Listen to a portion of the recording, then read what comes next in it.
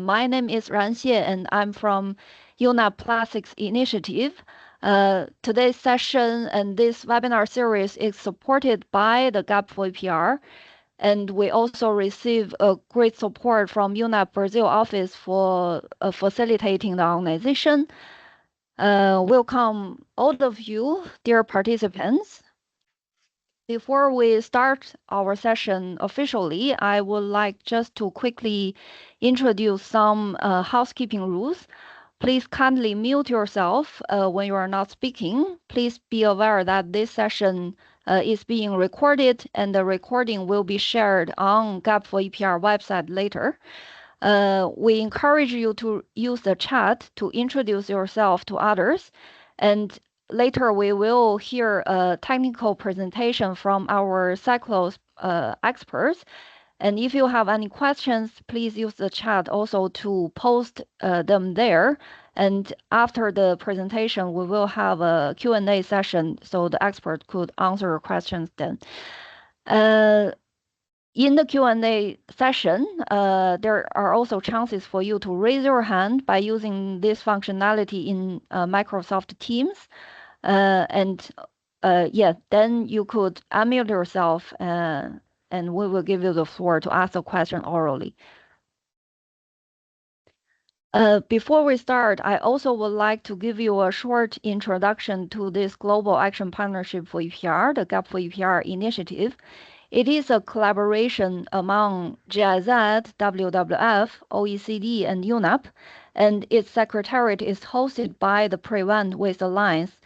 The GAP for EPR initiative was launched in October 2023 with the aim to connect EPR practitioners and experts at global level, foster collaboration on EPR-related topics among countries, and also innovate the global conversation on EPR. And under the GAP for EPR, we have three work streams, or we call internally pillars. The first one is we promote a common understanding of the EPR concept by establishing a library, which is a repository on our website. You could see there we compiled a lot of EPR-related reports, publications, knowledge products, toolbox for your check and use. There is a second pillar which we call EPR Help Desk, where we provide coordinated and tailored support to countries, including governments and producer responsibility organizations, PROs, to help them design, implement, enforce, and operationalize their own EPR systems. So today's session is a typical example of how GAP for EPR is providing this type of tailored technical support to countries. We're going to hear from our experts, and they will also help answer the specific questions faced by Brazil later. And this is one way we think is very helpful, also proven from previous cases in order to provide support to countries in need. There is also a third pillar, which is called community. So under the GAP for EPR, we also convene EPR practitioners and experts from different countries and regions to share best practices and lessons learned on EPR and jointly discuss any innovative elements we've seen from the EPR journeys in different countries. So very quickly to introduce the topics we're going to cover in this webinar series, we will organize 3 sessions. So today is our session 1, which is going to focus on basic of EPR. Although we may touch upon EPR in general, but there's a specific focus of this webinar series, which is on EPR for packaging. There will also be 2 other sessions focusing on different models of PROs and the certificates that could be used to achieve packaging targets. And those sessions are going to be organized in on the 23rd and 22nd and 23rd of September. I'm going to share the link to these 2 sessions as well in the chat if you have not yet received them. So for today, we are very glad to have 2 speakers to also give opening remarks. I have my dear colleague, Ms. Beatriz Martins Carnelo, who is the interim representative officer in UNAP Brazil office. I also have our representative from the Brazilian government, Mr. Eduardo Rocha Diaz Santos, who is the director of the Waste Management Department from the ministry. Now I will give the floor to my colleague Beatriz for the opening. Thanks. Thank you very much, Ran. Good morning, colleagues. I will be giving my opening remarks in Portuguese, if you don't mind. Bom dia a todas e a todos. É um prazer estar aqui com vocês para essa jornada de 3 sessões sobre o Gap for EPR, não? As brechas que a gente tem que fechar para poder implementar os sistemas de responsabilidade estendida do produtor.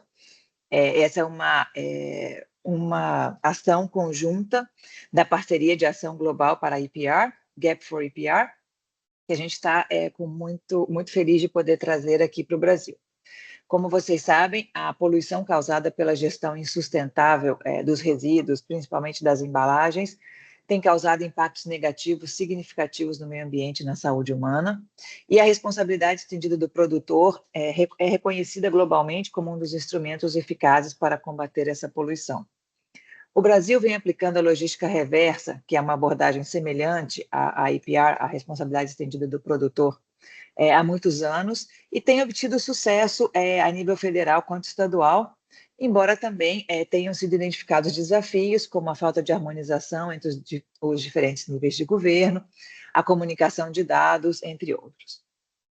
Como parte do apoio do escritório do PNUMA no Brasil à transição do país para a economia circular, nós apoiamos o desenvolvimento de uma regulamentação para todos os sistemas de logística reversa, com o objetivo de criar uma estrutura única de decreto para o futuro.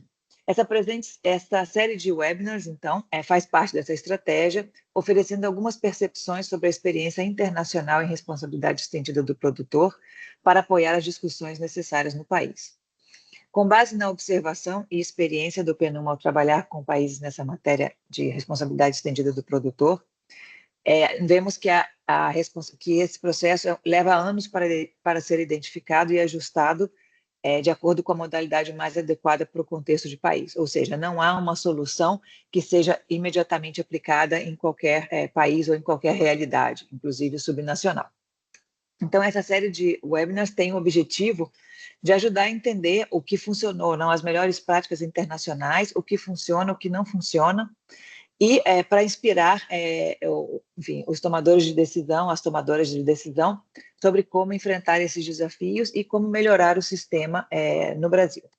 Estamos muito felizes de estar aqui hoje, de poder apoiar mais uma vez o governo brasileiro com esses seminários técnicos, e agradecemos uma vez mais a parceria da Ação Global para o EPR. Esperamos vocês também nas próximas 2 sessões que vão ocorrer na próxima semana. Obrigada e bom evento. Thank you very much, Beatriz. Now let me give the floor to Mr. Santos for his opening remarks. Thanks. Thank you, Ran and Beatriz, for your explanation.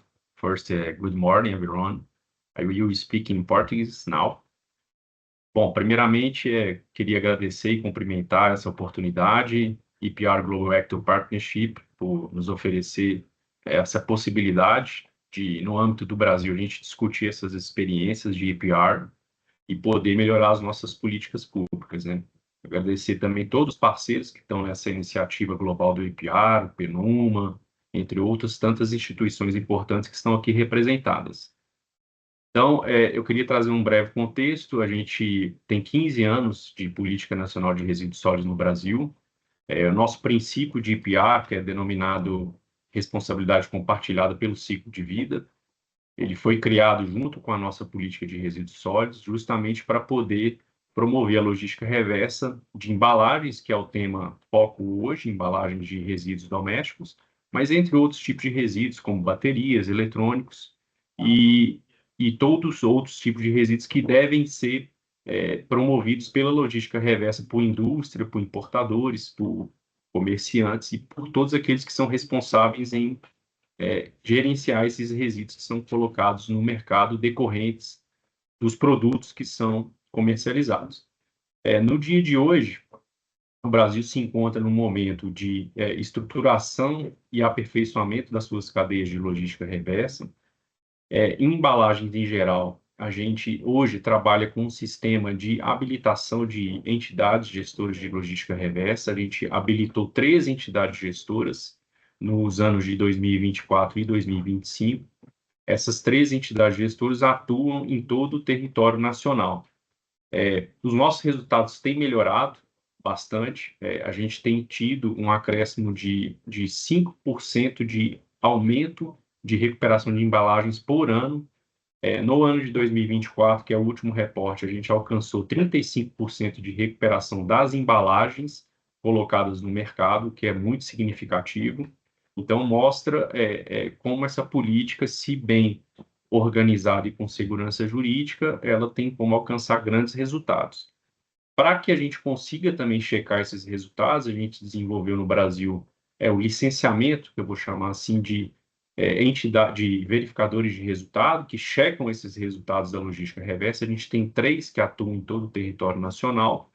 Então, esse é o nosso funcionamento da logística reversa. A gente tem ainda grandes desafios. Eu destaco que, primeiro, o desafio de trazer todos aqueles que colocam produto no mercado a fazer parte das entidades gestoras e do sistema de EPR, de logística reversa, justamente porque a gente ainda não tem a participação universal de todas as empresas dentro desses sistemas de logística reversa. Mas esse é um caminho que eu acredito que podemos discutir com as boas práticas internacionais como acelerar isso. A gente coloca também como um desafio a economia circular, como tornar o material reciclável mais atraente do que a matéria virgem bruta, de modo a tornar também essas entidades gestoras, em alguns casos, sustentáveis do ponto de vista de funcionamento, com a melhoria da comercialização de recicláveis, né? As nossas entidades gestoras, elas são sem fim lucrativo e com fim lucrativo, são os 2 modelos, né? Profit e non-profit. Eu acho que o Brasil também precisa discutir, nesse contexto, esses modelos, quais são os melhores modelos. E agora, como último passo, a gente vai promover uma harmonização de toda a legislação de logística reversa, principalmente de embalagens, onde a gente vai consolidar os atos normativos que foram realizados ao longo do tempo, desde 2010, em um regulamento único e consolidado e harmônico que traga clareza sobre a atuação da logística reversa no Brasil. Então, eu queria agradecer demais a todos vocês que estão aqui presentes e desejar uma ótima sessão durante hoje e nas próximas. Muito obrigado. Thank you. Thank you, Ray. Thank you. Thank you very much. Now let me give the floor to our experts from Cyclos for their presentation. Thank you, Nancy. Just give me a second for this one, right? Let me get this one. Okay. For sharing. I hope everyone can see this. If you could give me a Stefan. Yes. Perfect. Then I go into presentation mode. Now. Okay, also a warm welcome from our side to this first workshops on basics of EPR, registration and monitoring systems. As Rangsi already addressed, this is the first part of a 3-day workshop session where we first touch upon the basics. Today and next week, we have 2 more appointments to go into more details afterwards. So who's speaking today? It's me, Stefan Löhle, one of the managing directors here at Cyclos and working in the international department in implementing and supporting EPR system and strategies worldwide. And with me is Agnes. Yes, I'm also managing director, and I'm working in the field of EPR since more than 30 years, Yes. with a long time of experience. Yeah, she's working on the EPR thingy ever since we introduced this here in Germany. Our today's agenda is, first of all, coming to the EPR basics and the scope of application, so what is applicable for EPR systems in general, and then how to organize a EPR system and having the registration as one central element for this, and the need of monitoring systems within for evaluation and validation. Let me first of all clarify that our presentation is based on packaging and resulting packaging waste and the EPR systems behind that, while EPR systems in general are also applicable for other product or waste streams like electronics, batteries, tires, and upcoming nowadays also textiles, everything that is accountable towards specific producers can be somehow organized over an EPR system. But today, as said, it's about packaging. And here you see what basically is addressed by EPR system with the first priority. It's household packaging, as you can see this here on the picture. And as packaging more or less looks like all around the world in each and every country. So we have bottles, we have boxes, we have trays, we have cans made of different materials. Most of it is plastic, different types of plastic, as well as paper, metals, and glass, and the resulting composites. This is what we address as household packaging here, and what is applicable for EPR systems. So, and while the packaging looks the same worldwide, we see a big difference in how it's being handled. So I guess the right picture is not unknown to you. We have a lot of countries that leave their waste, especially the household waste, widely untreated and being just dumped or at least landfilled, which comes with a lot of negative ecological and also economical implications. And it is while it is a low cost for the moment, because you do not pay as much for the disposal of this waste materials, it will cost you at the end of the day a lot of more in order to clean up and to sanitize the ecological circumstances.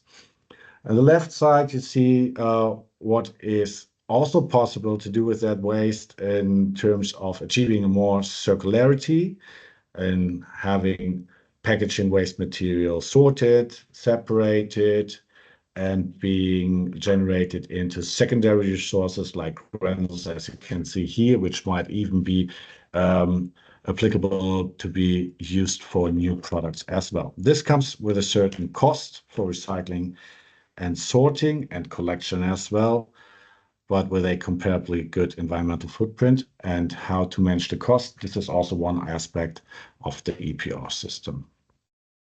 So the urgent objective is transforming this linear economy of just dumping into a more circular approach where we can have secondary resources being used again. And there comes EPR as a policy approach into play. So EPR applies to the polluter pays principle, and it's shifting the responsibility of the financial costs and also the organization of waste handling towards the producers, which are responsible according to the polluter pay principle, and by introducing their packed goods into the market, into the national markets. So they take over this burden and take it away from the ones that are nowadays in responsibility, like most of the time it is the municipalities or the governmental agencies on that side. EPR is basically, it is a kind of fair system.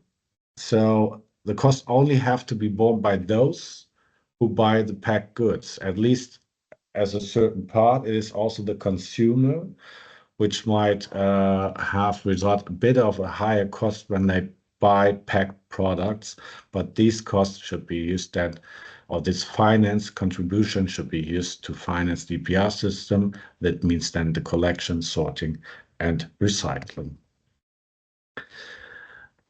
And it is not only that EPR offers a system in financing the waste management processes relating to the packaging waste.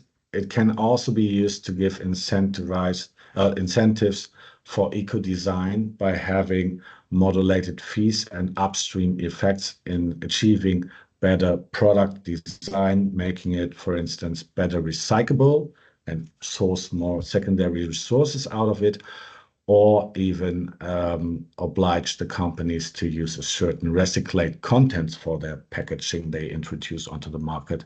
These are also elements that can be added to extended producer responsibility schemes. So, and as waste management is a multi-stakeholder complex thing, you can imagine that extended producer responsibility as a system that shifts the responsibility towards the producers will impact a lot of stakeholders along this circle in the EPR system, beginning with the raw material suppliers, over the packaging manufacturers, packaging users, the retailer, the consumers, and especially the waste management in collection, sorting, and recycling.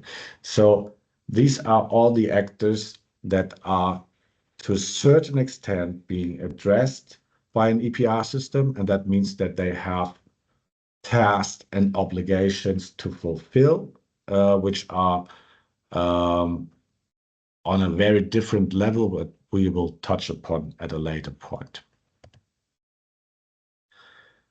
And where should we end up? So what is the aim of an EPR system when it comes to operationalization?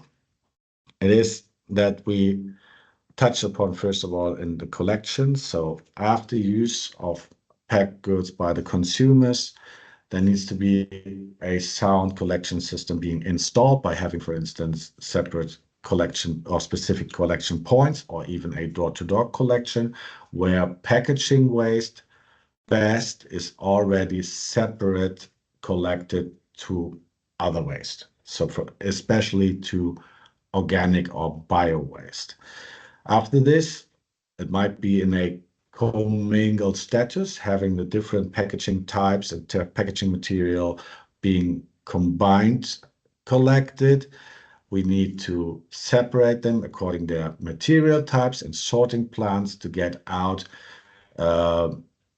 most of the material and packaging items that are suitable for recycling, as you can see on the right side, which is then applicable for cardboard, for PET bottles, for instance, HDPE rigids, metals, and we will still have leftovers, so packaging items that are not as good as to be recycled, which might then be further processed to be suitable for energy recovery over salmon kilns, for instance, or other better ecological solutions than just landfilling. And these services, so this blueprint of a operationalization within a EPR system, these need to be financed. And the cost for financing these actions come in by having specific EPR fees onto the packaging items, which then altogether will finance the system as it is implemented.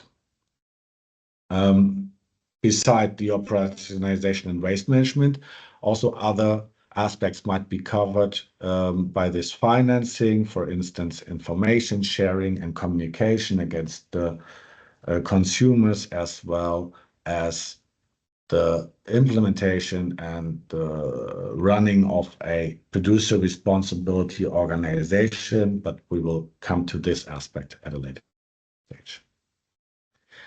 So the co-financing obligations is And this is the aim, to have a nationwide collection system of used packaging under this EPR scheme, to have a sound sorting and recycling afterwards, to support also research and development to improve these processes, to get more resources out at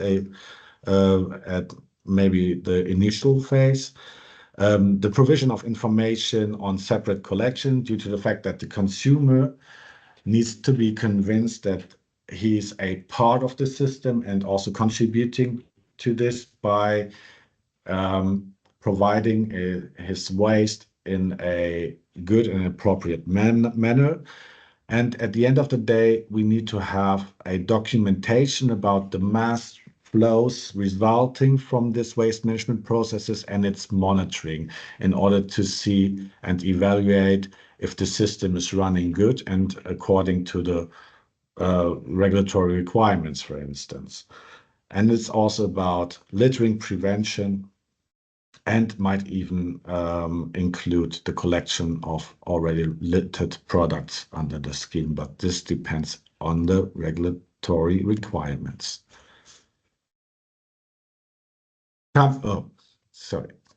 Coming to the scope of application, and we have different scope of application. First of all, what are obliged packaging? So we already touched upon that. We mainly see the household packaging here, but it's also about having service packaging in the application, as you can see on the bottom of this slide. These are also packaging items that are and need to be addressed over the EPR system, due to the fact that they really cause challenges in waste management and are also resulting in a lot of litter across the world. As an example, just search for the picture from Brazil, which might be applicable then and fall under the EPR scheme here. And having service packaging is a bit different than talking about household packaging, due to the fact that service packaging is more a single-use plastic item than a packaging, because you can sell empty cups, for instance, or sell buy trays where you then later fill it with food for the on-the-go consumption. But nevertheless, it is possible to appoint the appropriate producers to be part of the EPR system and to also come in and give their contribution via a EPR fee to the system to cover the resulting costs from this type of packaging. And the second aspect is, okay, where are the points of origin? Where's the waste coming from? And basically, or the main focus of the EPR system in the beginning is to focus on the private households and the comparable sources to private households. That means, for instance, hospitals or smaller canteens, hotels, garden centers, laundries, so small shops, for instance, as well, where the waste is more or less comparable to household waste, and where the waste is also being collected in a comparable manner to household waste. And the next aspect, which is to decide on when implementing an EPR system, is, okay, what is then the system relevant packaging? As I said before, we talk about household packaging, also called sales packaging, which might also include then the shipment packaging and the service packaging, as addressed before. While, for instance, bigger and large business packaging or packaging material resulting from the industry and businesses might be applicable to other regulations in the country, or is already handled in a good manner. So we see these often as two different aspects, well knowing that an EPR system can also cover these types of packaging. But this is something that needs to be considered when setting this up appropriately, whether to include these bigger packaging as well or not. As said before, the priority lies most of the time on the upper part. And fees must respectively be calculated for this as well. So now comes Let me add one sentence only, because the transport packaging, they are different from household packaging. They are very easy to collect, and they are in the most time very clean. And therefore it is interesting for the informal sector. They are collecting most times not from private households, sometimes yes, but this is with individual take-back recycling systems, and worldwide you can see that this is interesting and a good business for also for the informal sector. And it is more difficult to collect and to sort and recycling the household packaging, but they are the most make the most problems in the environmental. Therefore, it should be focused on this, and they should pay for this, and it should be collected. This is what I wanted to add. Yeah, sure. Thank you. So, and one of the main questions, who is obliged to give this financial contribution or an EPR fee in an EPR system? And these are all the producers or importers of packed goods that are consumed then, in this case, Brazil. So, because with the consumption, the waste occurs, and this is the waste to be handled and to be, in its management, to be financed. This means every imported packed good would be applicable, or the importer of every imported packed good is applicable to the system, as well a national producer of packed goods, as well as service packaging if they are under the scope of the EPR system. What is excluded is any packed good that is being exported from Brazil to be consumed in another country.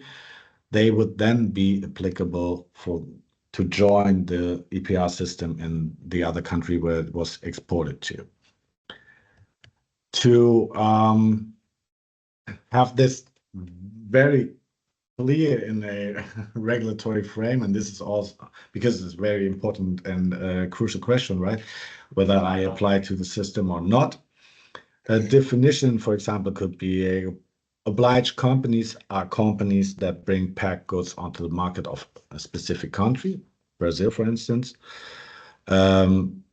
which are used and disposed then in this country. And the interface for measuring the quantities of the packaging material is the company that the first one is to introduce packed goods onto the specific market. The company has to be registered with a producer responsibility organization and provide all required information about its packaging to this organization. And we will come to this organization in a second, right? Yeah. And based on this information, so it is the type of the packaging material being introduced in the country, as well as the total quantity. This then makes the financial contribution at the end of the day, which then the obliged companies need to pay for their participation in the system. And this finance is being used to cover the cost of the operationalization of the system. Yes. And with this, I hand over to you, Agnes. Yes. Why No, it's right. I change only a little bit because I want to see you in the sign, and then Okay. I will go to the presentation, go on with the presentation. and with how to organize, because I could not see whether somebody is raising their hand or something like this. Please interrupt. I have no problem if you want to have a question or a comment or something like this. How to organize? I will make it short because in the next session on the 22nd,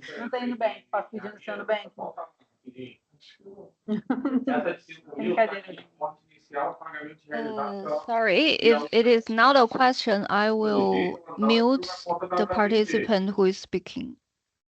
Okay. Okay. Then I will go on, and I only today will give a short view into the organization of the system, because at the 22nd we will really the whole session discuss about how to organize it and how to build up the producer responsibility organization and a lot of examples. Therefore, I only want to show, okay, Stefan, he showed us this circular chain, this whole supply chain, but it must be organized. If the producers here have to pay for the packaging, there must somebody be responsible. If not, and there are a lot of system operators, it is possible, but it is more complex.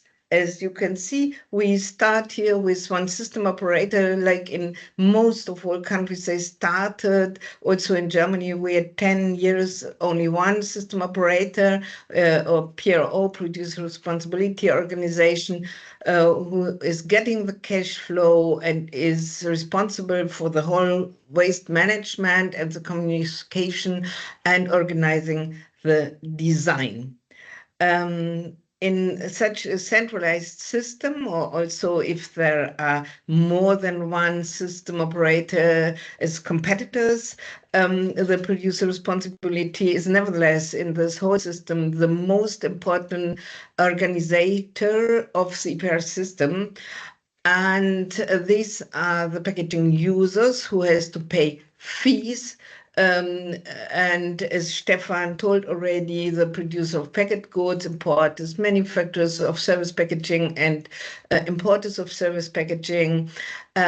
Also, we can add the shipment packaging, but this is not in all countries under responsibility, because most it is only paper and carton, but it can be under responsibility. It depends on the regulation. And fees mainly must cover these costs: collection, sorting, recycling, and the part of administrative PRO costs they have to pay for the people who are working here, and also communication and information and all other costs. And here you can see we differentiate really between the packaging which are the producers bring on the market when they are filled with filled packaging, and then the filler and importers are responsible. But here the license fee is they have to pay before it is filled. They have to pay it for these empty packaging when they bring it to the small hotels, to the kiosks, to the street sellers, and so on, because there are 100,000 very, very, very small entities which are dealing and filling these, and therefore it is impossible that they are part of the EPR system. It must be the producer and importers and who brings these service packaging on the market, and it is really a very relevant amount, and it is the amount which is not so easy recyclable. And this because you take it and it is a takeaway cup or takeaway plate. A lot of these are thrown into the environmental and are responsible for a great amount of littering. Therefore, it is important to involve these packaging into an EPR system. And what is really very important, and we will discuss these if we are analyzing and discussing about the certification system to fulfill obligations or to fulfill some quotas. The obligate companies have to pay for all what is here, what Stefan has shown on the right side, collection, sorting, and recycling. And this is also the basis for calculation of the EPR fees, what they have to pay. But these must be congruent between the packaging, which the obligate companies has to pay for, participate in the system, and not that they pay maybe for liquid cans or for PET bottles, and you bring certification for waste of furniture or of textiles or waste of cars with tin plate or something like this. Therefore, this aspect of congruence between packaging they pay for and packaging they collect. This is a very, very important relation, and this is the common understanding of EPR, that EPR is the basic for collection of the packaging they bring on the market, and not the basic for collection any other ways, which has other sources. Therefore, this aspect we will discuss this in the, I think, in the third session, if we are discussing about quotas and how to fulfill the best way and what to do with the money in the best way and how to control. Basic of fee calculation is what they bring on the market. And in a lot of countries, we started here with simple differentiation, not more than 10 different material fractions, like PET, plastic, HDPE films, mixed plastics, aluminium, tin plate, beverage cartons, paper, carton, glass, and other materials, not identified materials, composites materials. These number 10 has in the most countries the highest EPR fees.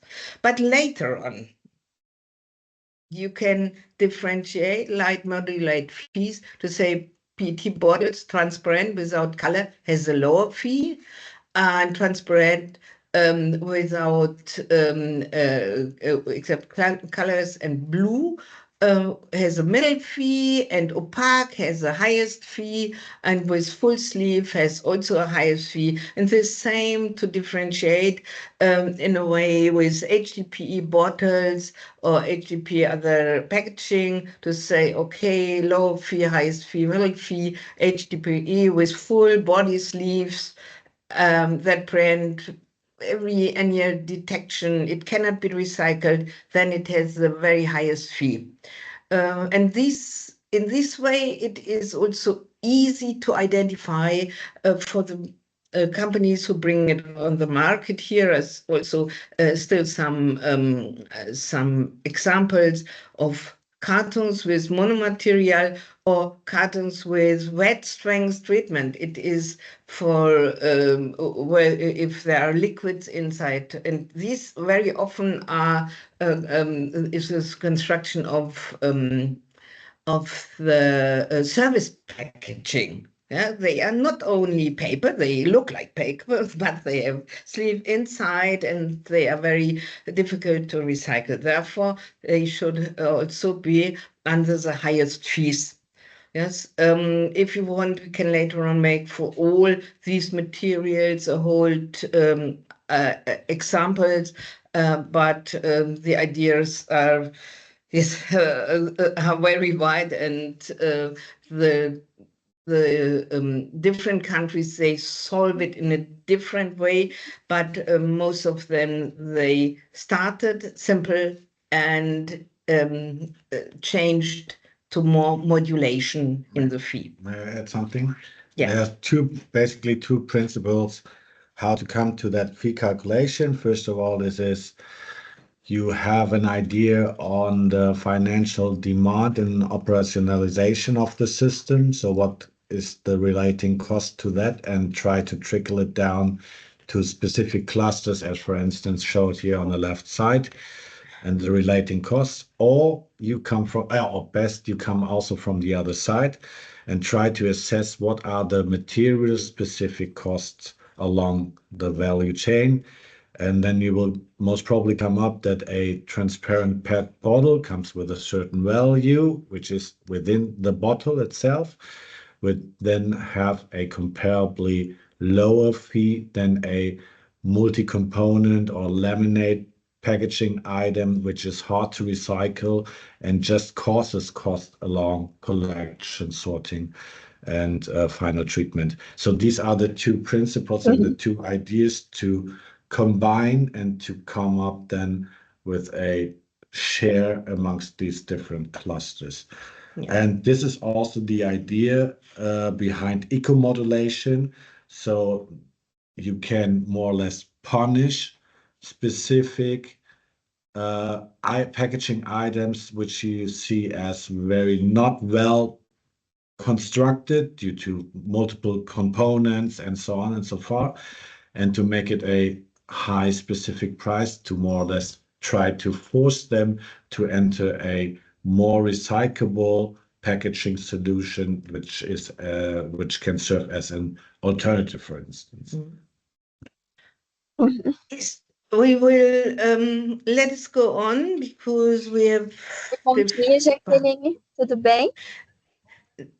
I think it's Já good está if me ouvindo bem? I think it's good if we will go on 10 minutes and then for questions. Is it fine? Okay. Yes, Then sounds let good, me thanks. very fast go on. We can make 50 minutes longer if you want. Registration, the basic is the registration, the producer responsibility. They have to pay to the PRO, and this cash flow is used for waste management and for communication. And these producer and importers, they have to register and to do the data reporting to the PRO or to the central agency with master data, who I am. I am the company with the name, with the brands, with the import. I am import with some more information. And what is absolutely necessary is to report about packaging information about the material of the packaging and information of the weight of each material. Let's say we bring for 100 tons of HDPE packaging on the market with our filled goods. And then good to know, but not necessary, is packaging information. Is it food? Is it non-food? This makes it easier to control. And then later on, if you have the modulate fees, then you can say, okay, is it recyclable or not? And also the amount of recycled material, the recycled content. And then, of course, information about financing and payment. I want to show you this slide. This is a good overview to start to say, okay, these are the fractions and these are some more information. Is a service packaging or food packaging or beverage or home or body care. Yeah, just before you explain the German registry, I know. Just highlighting the registry or a central registry is very, very important to have within the EPR system due to the fact that then you are able to identify whether the obliged companies are participating in the system or not. So this is really the basis and the anchor point. And first of all, it's just registering. I'm a obliged company and I'm participating in the system. Based on this, then you start with data reporting, as Agnes just told. Yeah. And how much packaging did I introduce onto the market, which material types, etc., pp. That makes it then more complex. But first of all, just for identification and addressing the responsibility towards the obliged company, it is really important, especially if you have more entities as producer responsibility organization, to have a combined overview of who is doing what. And that's very important to highlight here. I want to show you an example of Germany. As you may know or not, in Germany we have 10 PROs. And this was weird till the first 10 years, it was only one PRO. Everything was fine. Then they started in competition with only 2 and 3. Okay. We had an overview, hey, who is participating in which system. But then, with more than 3, we had so many free riders that half of the amount was decreasing. And suddenly we had not 3 million tons, we had only 1 million tons they bring on the market. Oh, it was not real. And then they started, how can we combine it? Will we make a monopoly? And therefore we say, please start with one system and not so many, because there are free riders you cannot control. But now they have a central register where everybody has to register, which is public. You can see a lot of information in this register about the obliged companies, all informations, but not concrete what they bring on the market. These can only see the certain PRO and the central agency, but it is not published. But what is published, I want to show you.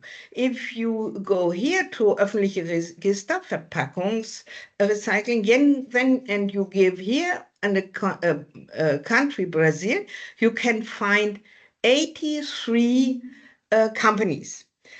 I think this is also maybe interesting to ask them, because they have experience with EPR and say, okay, and maybe they can help.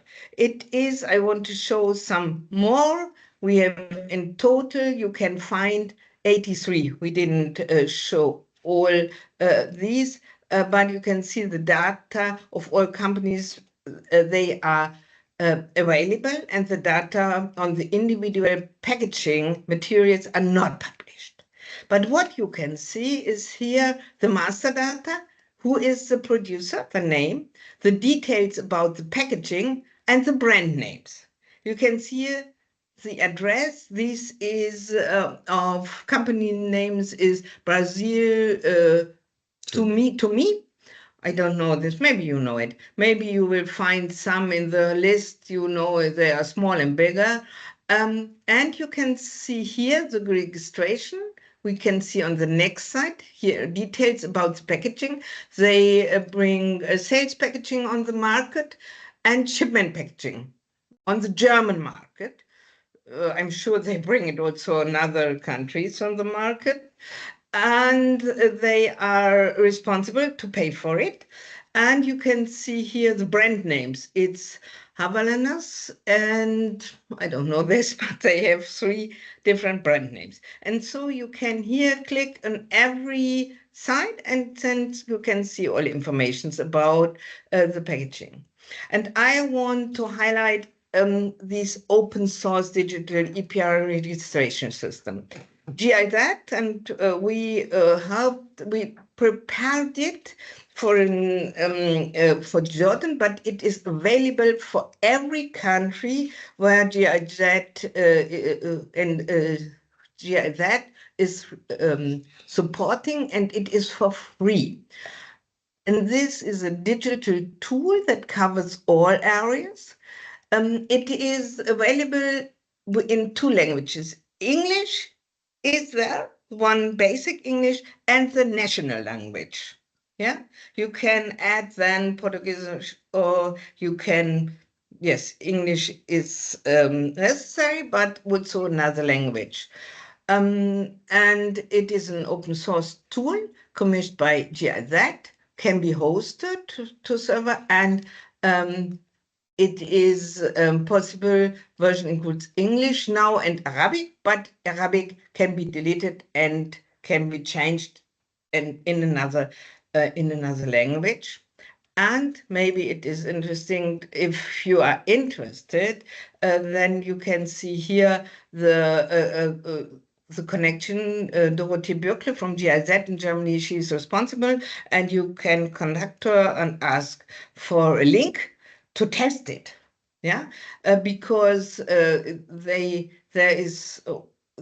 there can all information, they can register with all informations we have discussed about, and it can be published, and it is automatically, if you say this material is maybe this amount of fees, then they will create automatically the invoice, yeah, of for the registered packaging. Yeah, and most and foremost, it is adjustable based on your needs. So Yeah.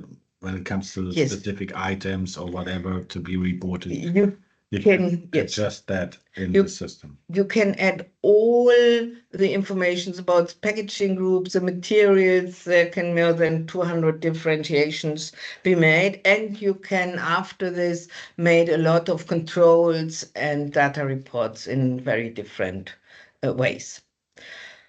Okay, then very fast, 3 minutes. I can take this over and make it really short because we will touch Yeah. upon this This, in the next yes, session as well. yes. So as you heard, it's about data reporting, evaluation, operationalization, mass flows, and so far and so forth. This makes it really complex, and this also then makes it a need to have a monitoring system. We have specific instruments and measures for monitoring system. That means we have the registers. We already touched upon that a bit. We have the instrument of self-declaration and assessments, for instance, by the PRO, first of all, or by obliged companies, first of all, which might then be validated by third-party independent auditing. This is, for instance, what we do as a service in running systems here in Germany. And the reporting instrument. And to combine all of these measures makes it then a monitoring system, but we will most probably come to that on the next session. But why can't I? So just highlighting that there are two very crucial aspects to validate. First of all, and you heard this already from Agnes, the obliged companies tend to underreport, because they are connected to the EPR fee, and the less they report, the less they pay. So this is a very crucial aspect to be validated within the system to receive the needed funding and the financial contributions. And on the other side, the waste management operators tend to over-report because they are contributing. They are receiving money out of the systems from the PRO, being tendered for services in collection, sorting, and recycling. And if they do more, they receive more money. So that's the two more crucial aspects to be really focused in a monitoring system to make them as sharp as possible and to have the best transparency about that. And here you see the important fields of control and the relating questions. Are the producers, importers, are they registered? If you have a registry, you can check this up. You can even check this up then in the supermarkets by finding the brands in the shelves or not, right? Are they reporting the material fractions correctly? Are they having the right quantities being reported, etc. pp. For the PRO, there are different aspects to be questioned. Is there a reliable structure in place? Do they have also a register and proper documentation? How do they assess their mass flows to show what they did over the year, for instance? Do they have public tenders? Is it possible for any service providers to participate with them or to interact with them? How do they interact with the municipalities and so on? And for the waste management operators, it depends a bit how sharp this is, but some of the systems run registries for accounted service providers. or licensed service providers that are then eligible to interact with producer responsibility organizations for collection, sorting, and recycling, for instance. And how are they assessed? Do they do what they are supposed to do most of the time according to contracts the PRO and waste management operators sign? And that's it, a short spoiler for the next session. And we are now, curious to hear your questions if there are some. Thank you very much, Agnes and Stefan, for the very comprehensive presentation. We've already collected some questions in the chat, and may I also encourage colleagues to raise your hand if you would like to orally raise your question in the meeting. Now, maybe I will share the questions with our experts for answers. We have a question in Portuguese, but with the support from the technology, I can also read that out for you. So, as you may know, Brazil, like there are like the situation in each region, provinces are very different. Should this factor influence the issue of, I think the colleague means the EPR fee rate, the EPR fee level to be applied in the country? Sure. The harder the waste is to reach, the more it will most probably cost, right? So also Germany consists of different regions with different costs for transportation. We have also islands where we need to bring the waste from and so on. So this needs to be considered when setting up the financial demand. So in dense areas, it's most probably cheaper, or you receive more amount with a comparably low cost. But you need also calculate to gain access to more rural areas and the resulting higher costs. You need to calculate that appropriately. And this needs to be reflected in the EPR fee as well. So as we now foresee a single PRO's producer responsibility organization structure, it is then just the same fee, but the fee is already in calculating the higher transport or sorting cost from rural areas then. If you have a more regional approach, it will be more complex and more challenging, especially for evaluation and for financing, because then you might to have a measure or a method how to force oblige companies also to contribute in any PRO, which might have comparably higher costs, due to the fact that they are going for some more rural areas. So that's a specific challenge that comes then with it if you open up this to a specific setting. The normal calculation is what there is the cost per average in the country per material fraction, and then they have to pay these per average.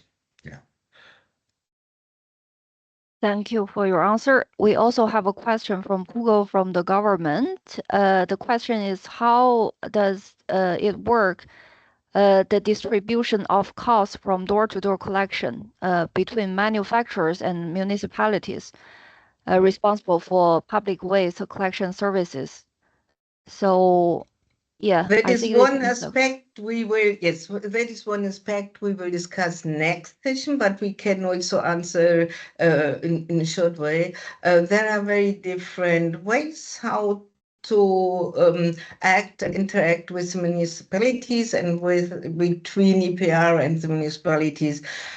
We will show you a lot of examples, because this is not in every country different, but this is different.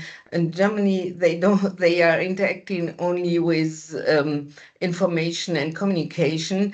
In Netherlands, for example, there is a fully responsibility and gives the money to the municipalities, and they have to take care that collection, sorting, and recycling is well done. And in Belgium and France, for example, there is a shared organization structure. The municipalities are responsible for collection, and after collection, the PRO takes over the responsibility and give it to sorting and recycling plants. These are the basic models, and between this, there are a lot of different ways how to work and how you can work. And in the next session, when we speak about the PRO and the organization structure of PRO, we can show you this and discuss this maybe deeper. But this was a little basic, that it needs not only one solution. It can be combined with a lot of solutions. In some regions, the municipalities are very strong and they can fulfill this work. In other regions, it is better that the private industry and the waste management is doing this. Yeah, just one thing. A lot of alternative and varieties to have specific settings for that. But what is sure, since the responsibility shifts to the producer, there's a definite need to have agreements and interaction between the producer responsibility organization or the organizations and the municipalities, because otherwise the obliged private industry is not able to come over there or after their obligations they are supposed to do, right? So that's a point of action in every EPR system. Just a few quick comments, Stefan and Agnes. Thank you very much, and I do believe it's going to be really interesting to have this in the next session, because here in Brazil, our law expect to have a full coverage from producers, but it's not put in place at the moment. So this is one of our challenges for next steps. Thank you. Thank you also, Flavio, for your intervention. We also have a question regarding the roles of retailers in the EPR system.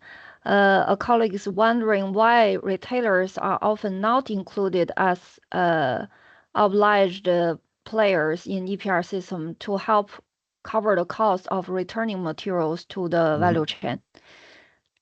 It depends. So, but right, retailers are not the main actors. Retailers might be used in implementing collection points, for instance, or support the collection of packaging waste. As far as they have own brands, sometimes they have. So the big retailers here in Germany have also own brands. Then they are obliged company for the amount of their own brands. But as long as they are just selling without having own brands and being a producer against the law, they are not obliged to participate in the system. For specific items, so we know this from electronics or waste electronics, they use and they even oblige distributors to be a take back point, for the consumers to bring the waste over there. But this is not necessarily a need. It depends then on the regulatory framework and how it is framed. Yeah, thanks. I see the next question in the list is actually from you, Flavio. Do you want to jump in directly? Well, thanks, Rand. Oh, it's just about the modular fees, Agnes. You just explained it us, and I'd like to know if this is just a PRO decision, or if there is some regulation to say how this will be done, or that obligate this that should be done. It depends on the organizational structure of the PROs. First case or example is there is only one PRO, and this PRO has to cover all the full cost, and then it is possible to have governmental regulation how much fees everybody has to pay. This is, for example, in some countries like in Belgium and in France, it is part and they made a new list for every year. Yes, and it is only one list, and every obliged companies knows now. So in September, October, what they have to pay per ton. It is published, it is official, and it is from the government. Said it is fine. Then we have countries with a little competition, but the competition is not on the level of the fees. The competition is on the level of recycling and later on level, like in Austria, for example. Austria has one list for all packaging, and they have now, I think, 3 or 4 PROs, but they know that the income is only what is in the list. Yeah, all producer has to pay the same, and they have to fulfill the quota. And what is the add-on? What is the benefit if I go to system 1 and not to system 2? Maybe they are more friendly. Maybe they have more support. Maybe they have better ideas and better circulars for recycling and so on. And then there is a last model like in Germany, and this is what you say.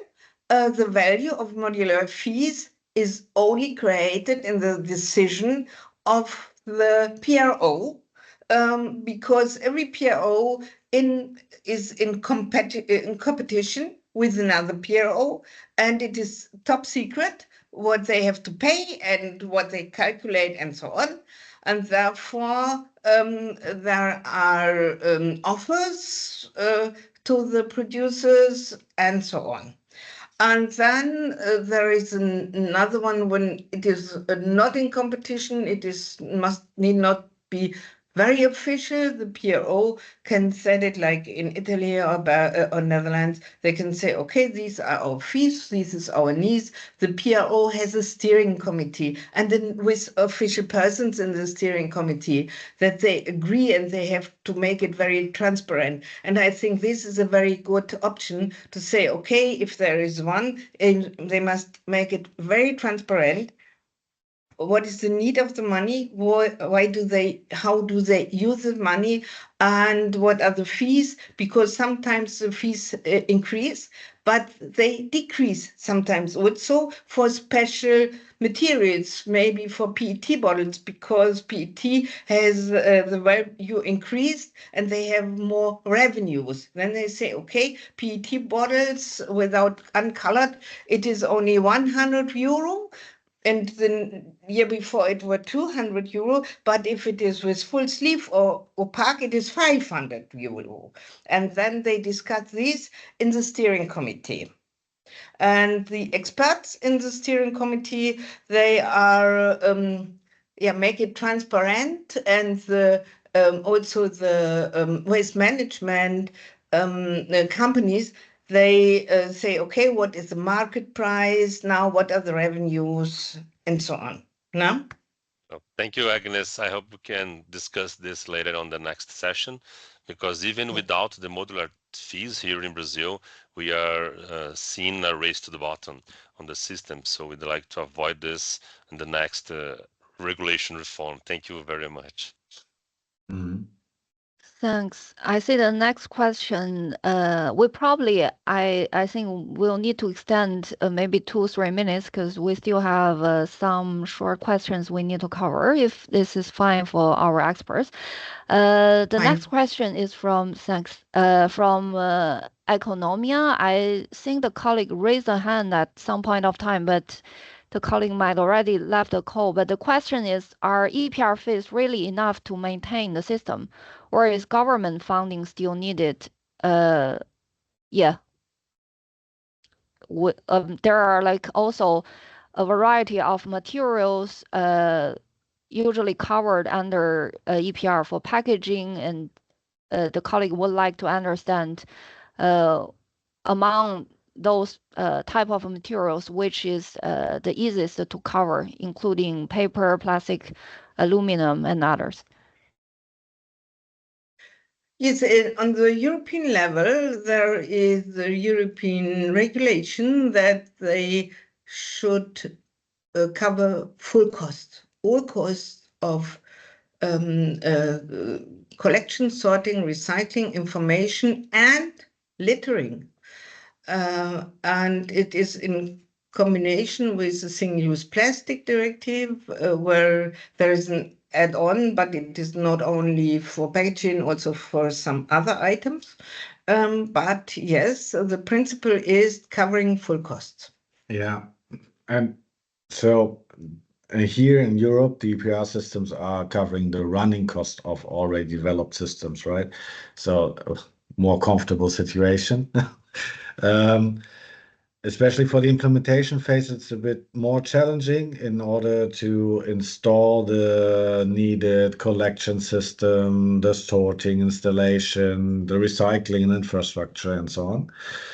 That's for sure a challenge. And well, could also be from the governmental level to support this implementation phase. Why not? So any contribution is welcome to that. But first of all, it's a burden of the private industry being behind that and maybe having higher fees in the implementation phase as well. And it's about to have guaranteed that you collect and generate a kind of sufficient capacity for off-takers, to make it interesting for private industry to come in and to invest and to convince the private industry to be off-taker, for instance, and also to cooperate with them with specific sectors. Well, starting maybe first of all with the cement kilns, but then you end up with any liquid packaging board and so on, if they can be ensured that they will receive 500 or 1,000 tons per month, then makes it a business case to install a facility, right? So that's the idea behind, and this is where also the money needs to come from. And they have to know the same quality in the same amount for the same period what they need. Then they are interested in investment and in building up the plants, and that the rolling costs are covered. If this is fulfilled, and that the system is controlled and no corruption and so on, then you will have a lot of interested investors who will buy and will have the build up the infrastructure with plants and recycling markets. Yeah. Yeah, thanks. I see actually the next two questions are both from our participant Bruno Moreno. I don't know if Bruno you're still with us and if you want to jump in directly. Otherwise, I can also read out the questions. Okay, maybe. Yeah, please go ahead. Hello, everyone. First of all, Agnes and Stefan, thank you for the presentation.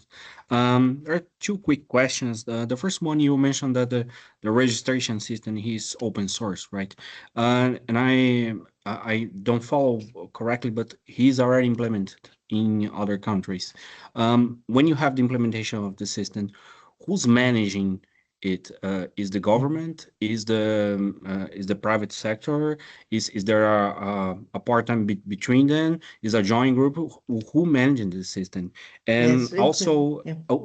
Can I make the second one, or do you want to answer this first? Go on. Sorry, yes. And the second one is, if I understand correctly, in German, you first have one PRO, and then you evolve to have like 10 PROs, right? And I'm from the electronic sector here in Brazil, and right now we are seeing kind of same movement here in the country when you have new agents that perform like PROs showing up to develop the take back system in Brazil.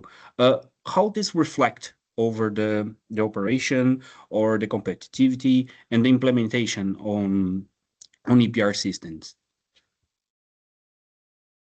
We discuss next Yeah, week. It is but maybe I can just come in for the second question. So we started easy with having one, makes it really straightforward, right? So having one registry, having one monitoring system, one control. Yeah, it's a one-to-one connection with the governmental level, one-to-one with the private industry, and so on. That makes it really easy.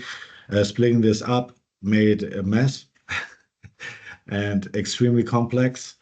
And it took us a lot of amendments in our regulatory framework, first of all, as well as the development of the central agency, which is in action, how long? For 4 years? 5 years? No, 7 years. 7 years already. Oh, sorry, I'm already old, getting old. But in the meantime, it was really a bit like, well, a weak situation, right? And this, well, we are here in our system, and I would say we are the only one that are able to run the system as it is due to the experience we made over 23, 25 years. That's the point, and we would not recommend to start with this complexity from the beginning. Yeah. For example, we know that they bring about a little bit more than 2 million tons lightweight packaging on the market. It's plastic and composites, everything without carton and glass. And we started with registration 1.2 million, 1.3 million, but over the years when there was only one system, it was about 1.7 million were registered and paid for. You will all the time have some free riders, and we have it still, but it is less than 10%. And then very suddenly, when there was a third and a seven and a 6 and 10, and we had in the midterm 12 system, two are insolvent. Suddenly the total amount what they bring on the market, it decreased from 2 million, but we know it did not in the reality, but only 1.3, 1.4 million were registered in these 12, and they had to share the costs, and they had a lot of problems, and who paid has to pay more because they have to pay for the real free riders. We made a joke and say, who has the last ton, who is registering the last ton has to pay 1 billion euro for this ton. Yeah, this is that it was not controlled, and therefore it was out of control. And therefore, they started with a new law, with a central agency under the control on our federal agency, the official organization, Umweltbundesamt, federal, but it is in the hand of a private agency with 4 associations. It is the Association of Food Industry, the Association of Plastic Industry, the Association of Brand Industry, and the Association of was ist das noch? It is for Another very important. Yes, retailer industry. These four associations, they are national associations. They made not. It is not this. It is not not.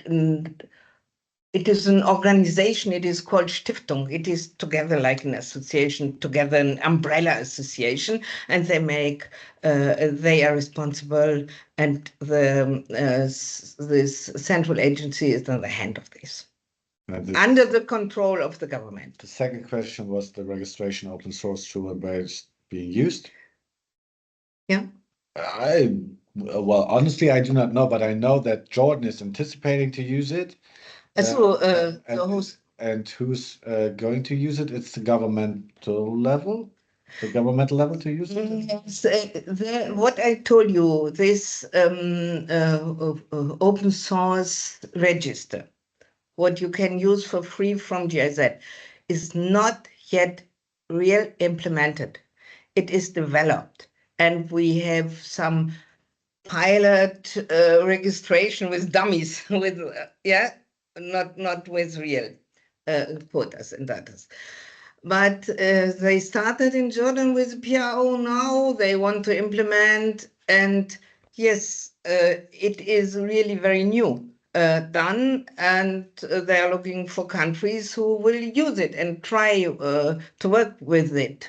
But with dummies, it is working, yes, but not in the reality now yet. But if you want to know for sure, you can also reach out to Dorothee Bürkle. The contact is given there, and she's happy to give any answer about that registration too. Yes, and she can send you the link that you can also try with dummies or with real figures.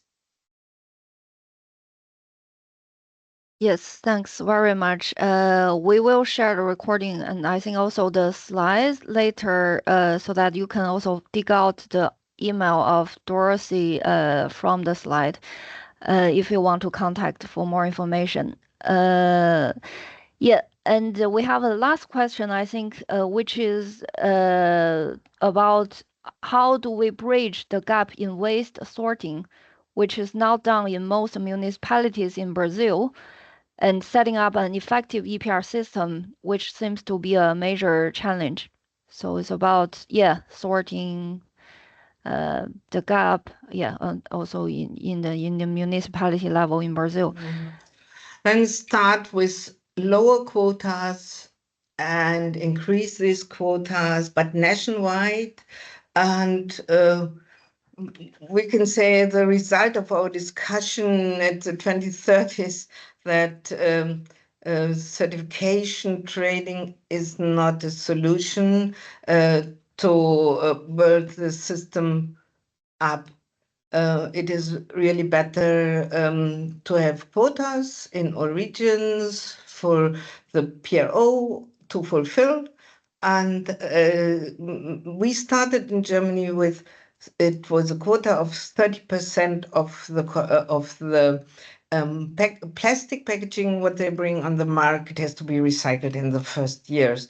But then it changed. Now I think it's about 60 or 70%, and it is a little bit share what and the rest, what is not in the quota, has to be used for energy recovery. Yes. It should follow the principle, collect as much as you can, first of all, because only what is collected can enter recycling, right? And then have a look into it. And know a lot of companies that are doing extensive sorting and just try to find out who could be a off-taker for this specific material here and there, So this is a increasing aspect. First of all, it might be only the PET bottles or the rigids or whatever, what is done more or less maybe anyway. But then you can gain access to more complicated things like the films and try to find a solution for them. Maybe for PP, what is not being installed right now, to generate, first of all, amounts. You can even export them in the beginning phase if there is no appropriate infrastructure on site, or bring it somewhere else. As long as it is of good quality, you will find a off-taker. And that's the principle. So it's a step-by-step approach there as well. Yes. Yeah, I see Fabrizio turn on his camera. Would you like to share if there's any follow-up comments from the answer?